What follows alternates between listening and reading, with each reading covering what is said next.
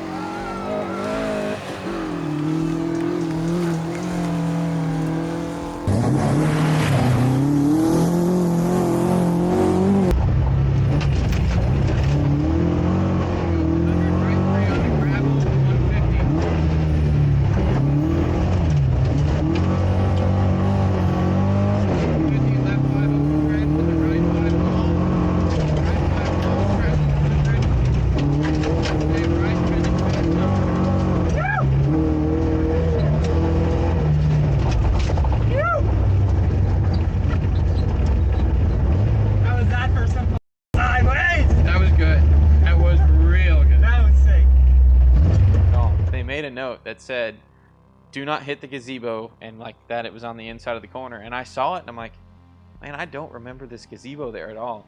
Third in our class after stage one, so that was just kind of like the, you know, the icing on the cake. Super pumped. I was ready for a good weekend and to try and push a little harder and be a little more competitive. So that was like the, we can do this, like we can compete. Granted, it was only a half-mile stage, less room for air, but the car was performing the way we wanted it to. So. Stage 2 started off with a bang. We were ripping. I was gaining confidence in Calvin's notes. We were hauling the mail for this old little car. It felt really good until about 2 miles from the end.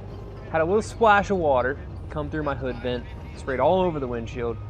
Don't hit the wipers in that situation. We could still see. I was worried the car was overheating, so we drove a little bit slower. We got to the end of that stage, pulled up to refuel, pulled out of refuel. I looked through the hood vent. There was water everywhere. We drove stage 3, probably shouldn't have, but I wanted to see if the car would cool down, if it just caught an air bubble or I pushed some water under the cap. That was not the case. The whole goal of getting through stage 3 was so that we could find water to put back in the engine, because the car was at 250 degrees for the entirety of that stage. I'll go down, or actually I got gloves, I'll pull the cap off. Yeah.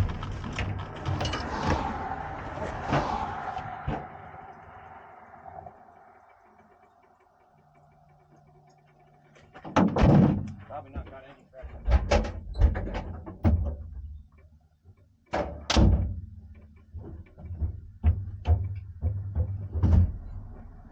Too bad. Too bad. Got a lot. What? School bag has a lot of holes in it.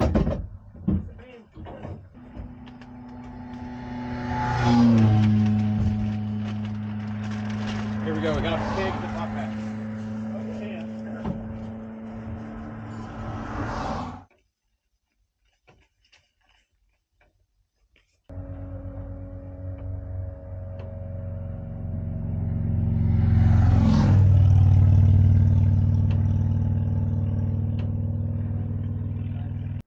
We got towed back to service. We swapped a radiator into the car real quickly. I had a backup hoses, went ahead, changed that out. Submitted a rejoin inquiry so we could get back to driving and having fun, and we hopped right back out there after service. We can see like a little nick right here, definitely an impact. This is on the inside of the radiator though. So we're curious if something didn't decide to come up around our skid plate, maybe caught the fan, because we also lost one of our plug wires in this whole escapade. So we were driving on 3 cylinders. That's why I really thought we like nicked the head gasket and heard something.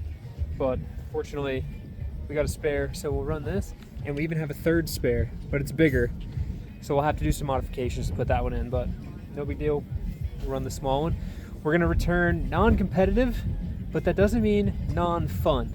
So we're gonna go out there and throw some more gravel for the We may not be spectators. competitive for everyone else, but we're gonna compete with everyone else. We're giving it every last bit of what we got. Right 3 down into left 4 long. Left 4 long into right 3, open to 4. Fresh 50, left 4, 150.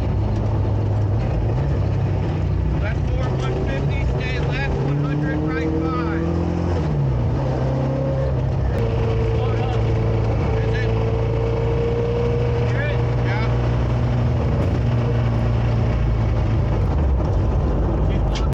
How much we got? We're right at the, like, right here. I can try to pop start it and see if it'll go. See what it does. We can at least make it to the end and get it towed back. I saw a big plume of smoke behind me and then it just lost power. Oh. Well, I guess it's a good thing we got the other motor. Yeah. Everyone called us crazy for having some years. Alright, what are the odds? It blew up back there. Oh yeah. We coasted her in. Think we make it out of control? Just run it on the starter.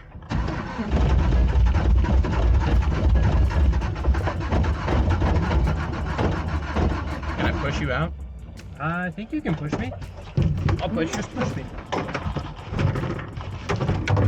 We can't service the car. It doesn't say you can't push me.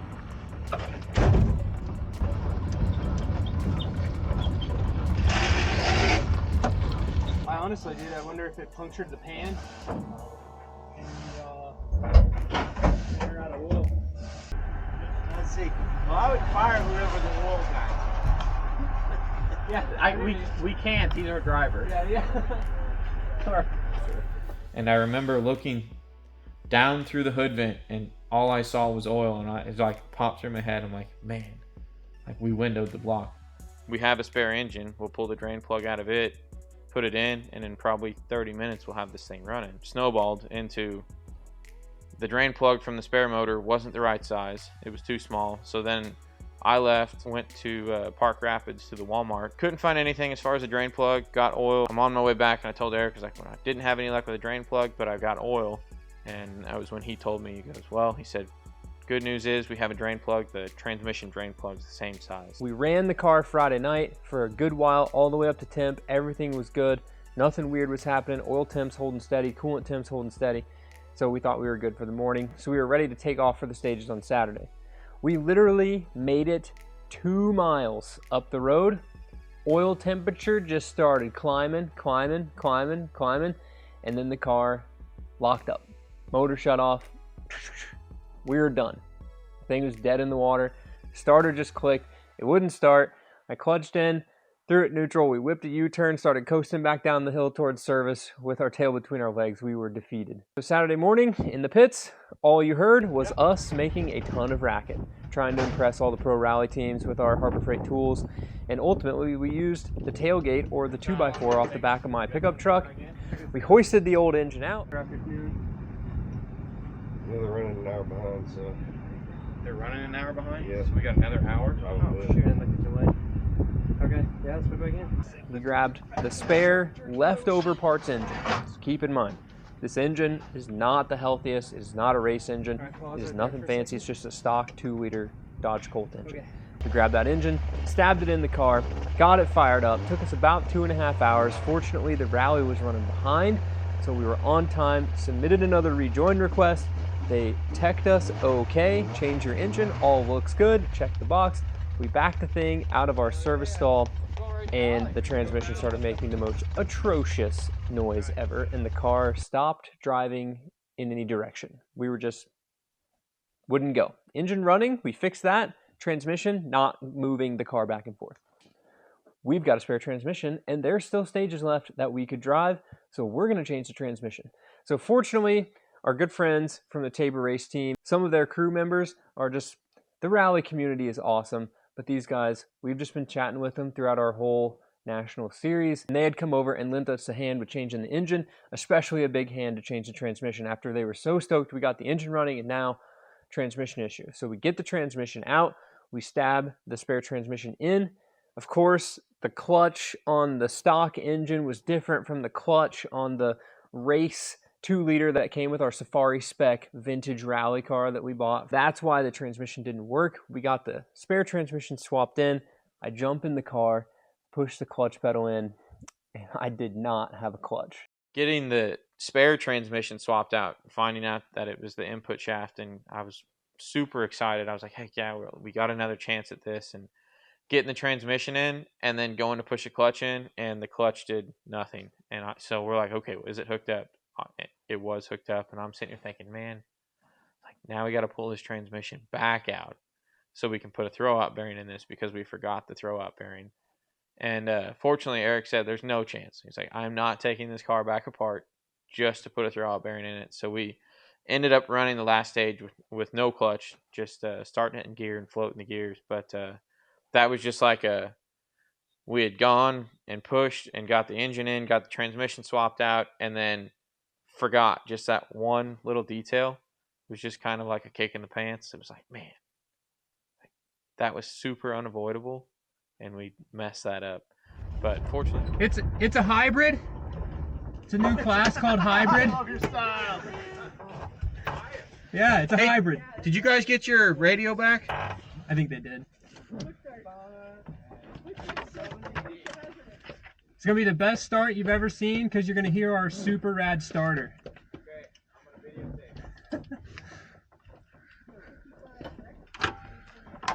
All right. Dodge Colt. 77 Dodge Colt. Ready for this? I'm ready for this. She gonna start. We got a downhill. Yeah.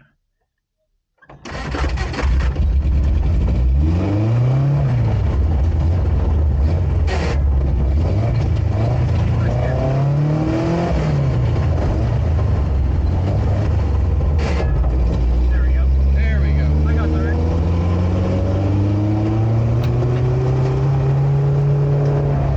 Left, right, 4, press, left, 3, tight. Maybe 4. Right, 5, tightens 4 to left, 5. Left 5, right 5, press, caution, right 4, tight. Right 5, press, right 4, tightens, into left 3.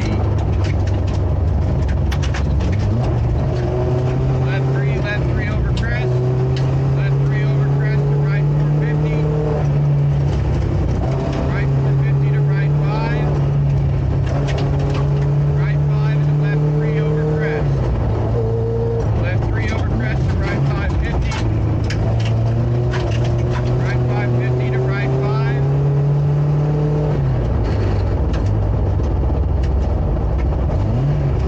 Right 5 and then 50 over crest into right 5. And then finish.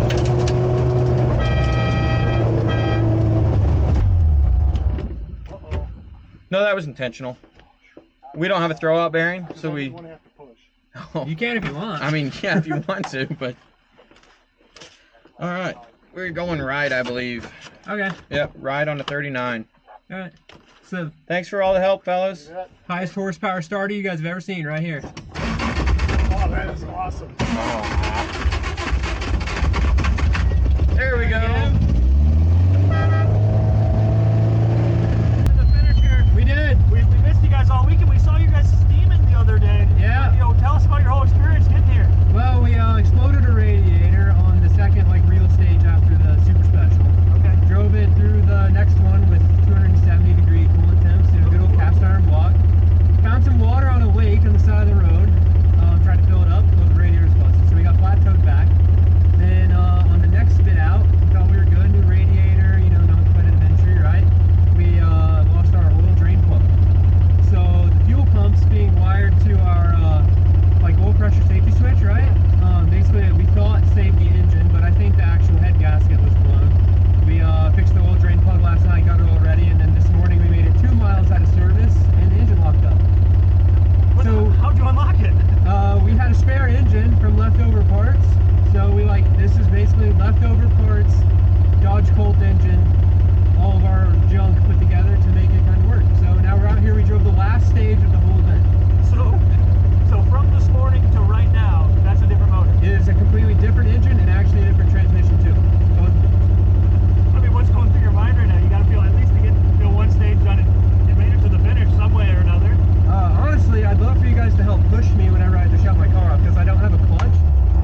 have to start it in gear. Okay. Yeah, we don't have a Well, throw-up I can bearing. do that. I've been pushing cars all weekend. So Perfect. just let me know what you want me to do. I'll push Yeah. cars. You ready to go? Yeah, we're ready to go. I guess we're going right. Yeah, we're Yep, going right. all right. We know Okay. where we're going. Thank you I'll guys push so you. much. Yeah. You ready? All right, y'all.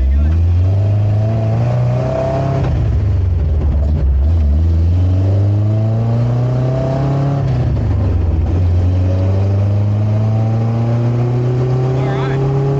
Talk about the perfect time for an interview.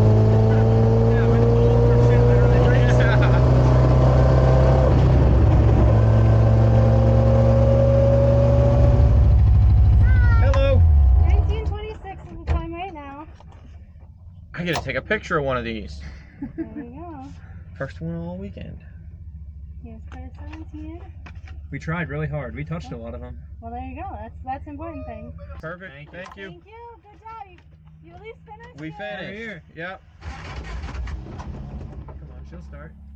And one of the best feelings after turning more wrenches than miles on your rally car, when we coasted into service, we turned in our finished time card, the last one, started it on the starter again, drove down the little dirt road, and cruised into Parc Ferme. We've got no clutch. Don't stop us.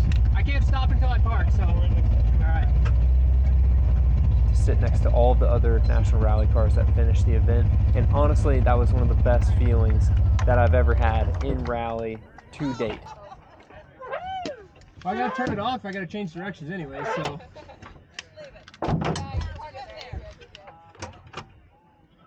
Oh, okay. We made it to the end. Felt so good. And at that point, National Podium started. We clapped real big for the limited two-wheel drive guys. Love trying to chase down that Lexus with the pink wheels and keeping up with all these Fiestas. Travis got an awesome win, first win in 3 years. It was awesome to see him do a shoey up on stage again. And once they finished the overall, Calvin and I were stoked. We accomplished what we wanted to accomplish, and we started walking back to the car. One of the things that happens at these rallies with the Ken Block Flat Out Forever award is sometimes this award will go to a regional driver. So if it doesn't get announced at the national podium, we assumed it went to a regional driver. There were plenty of other people who fought super hard at this event to get their car across the finish line. You know, the Taber's Fiesta almost started on fire. So we weren't at all expecting to receive this award. We were just out here because we love rally. Didn't expect it, honestly, by any means. One of the guys made a comment about it. He goes, "You guys like really embody what it means to do rally, just with us doing everything we could to just try and run one stage." So we're walking away, and all of a sudden they're like, "Oh, we got one more award," and we're probably halfway back to the car, and they were giving out the Flat Out Forever award, and so we stop and turn around to go back to see who wins, and then they call us, and they called Eric's name, and everyone was cheering, and I followed Eric up there. Didn't realize they were going to call Eric's name and then call my name. So Eric walks up, I walk up right behind him, and I'm standing there, and the lady just looks over at me like, "Who are you?" And I'm like, "The co-driver? Like, am I not supposed to be here?" And she said, "Are you Calvin?" I'm like, "Yeah." And she said, "Oh, you're good." And I was like, "Yeah, I got a little excited after Eric was up here, and I just wanted to be standing up there next to him." So we got up, like I said, completely unexpected. Didn't try, we weren't trying. I don't know that I ever even thought about the award over the course of the weekend working on the car. I just wanted to race that weekend. But super cool, very appreciative of everything and getting that award. So we've made it to the end of the video, and it's our tradition at the end of every rally or any racing event that we compete. I've got this big banner that I had made, and I put stickers from the event on the banner. And we put them upside down. If we fail, we cut them apart if we complete or fail part of it. So this one is going to be mighty hectic. Ojibwe gives us this lovely little pine tree here. So let's see. Is the top the start of the rally? I guess trees technically start at the bottom, right? Trees start at the bottom. They grow up. So stage one. We're going to cut the tree for 1, 2, and 3. And 3. Most of 3. Yeah. So this part of the sticker can go right side up because honestly we could lay the tree over. Should we do the tree sideways? But then it doesn't. Oh, we should do it at an angle like that. I like that better. All right. So stage 1, 2, part of 3 completed. Nailed it. Okay, now we broke. So we're gonna take this section of the tree. So missed 4 and 5. Yep. So good old Ojibwe forest. This section of the tree gets to go upside down. This is gonna be the weirdest looking pine tree on the board, but that's okay. We did a couple stages again, right? When we fixed the Six and most. Well, we finished 7, so 6 and 7. Yep. We Okay. just didn't finish under power. Yeah. We finished though. We coasted through the line. I mean, if you crash through the finish, you finish. Yeah. So 2024 gets to go right side up. This is going to be the interesting one though. Okay, so we missed basically all of Saturday. Yeah. So I think we let's, just get the tip. Just the tip of the tree. Yeah. Okay. Can go right side up for our finishing, and we're going to put the main section of this upside down. In a nutshell, this is how our Ojibwe Forest Rally went. We started off good. We broke. We started off a little bit better. We broke again. Then we really broke. I guess there should have been a sliver in there of goodness because we drove 2.5 miles out of service before it broke again. So I guess we didn't technically touch stage. That's fine. Yeah. We broke a lot, and then we finished. This is a super fun way to document all of the events that you guys do. We put stickers on your car, on your fridge, and then you sell it. This is a nice, like, you know, if I can inspire you all to do one cool thing, try to document your journey through life. So with that, thank you guys so much for watching the video. Thanks, Calvin, for co-driving for me. I want to give a huge thank you to the 43 Institute, Block family, and everybody. Their influence on me, their influence on the rally community, you know, it's still there. I love the fact that they're supporting everybody who's still racing rally and this foundation. And it's awesome. You know, for us, getting some fresh helmets for us, staying safe, you know, wanting to do some door foam to stay safe. Like rally is one of those things where, you know, go fast parts aren't always the biggest expenditure. You know, getting out there, meeting all the people in the rally family, hearing everybody's story, letting kids sit in the car at Parc Expose. Like, to us, that's what rally is about, and putting big smiles on our face after we shred a spectator corner and then drive slow through the rest of the woods because, you know, got to only show off for the cameras is one of the things we just enjoy doing. So, Calvin, thank you so much. Absolutely. Anytime. Keep it rad. Live a life you don't need a vacation from, and we'll see you guys in the next one. Peace. But at the end of the day, I try and inspire people to be creative and live a fun life. And don't be an asshole.